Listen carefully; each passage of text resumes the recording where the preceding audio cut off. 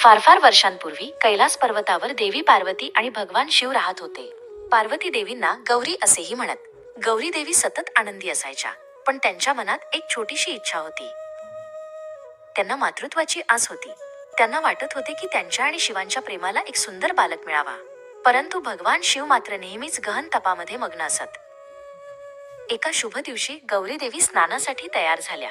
त्यांनी आपल्या अंगाला लावण्यासाठी उटणे, माती आणि सुगंधी लेप तयार केले. स्नानापूर्वी त्यांनी त्या उटण्या मातीतून एक सुंदर, तेजस्वी बालकाची मूर्ती घडवली. मातृप्रेमाने भरलेल्या अंतःकरणाने त्यांनी त्या मूर्तीत प्राण फुंकले. क्षणार्धात ती मातीची मूर्ती जिवंत झाली. "तू माझा पुत्र आहेस," असे गौरी देवी मोठ्या प्रेमाने म्हणाल्या. हाच तो गौरीसूत. गौरी देवींनी आपल्या पुत्राला स्नानगृहाच्या दाराजवळ उभे केले आणि त्याला आज्ञा दिली, "बाळा, मी आत असेपर्यंत माझ्या परवानगीशिवाय कोणालाही आत येऊ देऊ नकोस."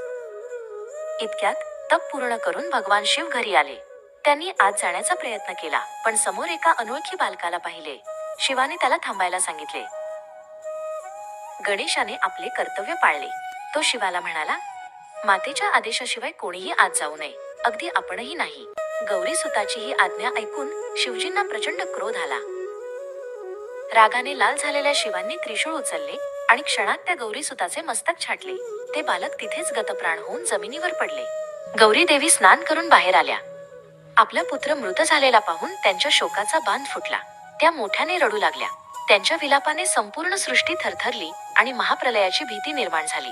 तेव्हा सर्व देवगणांनी शिवाला सांगितले की हा तर गौरीसूत आहे, गौरी देवींचा पुत्र. त्याला जीवदान द्या, नाहीतर प्रलय होईल.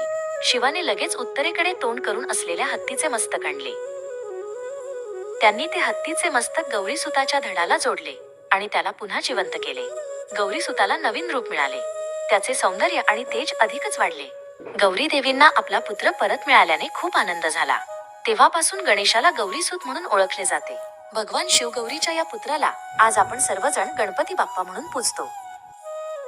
व्हिडिओ आवडला असेल तर लाईक करा आणि श्री गणेशाच्या 108 नावांची कथा पाहण्यासाठी चॅनलला सबस्क्राईब करा.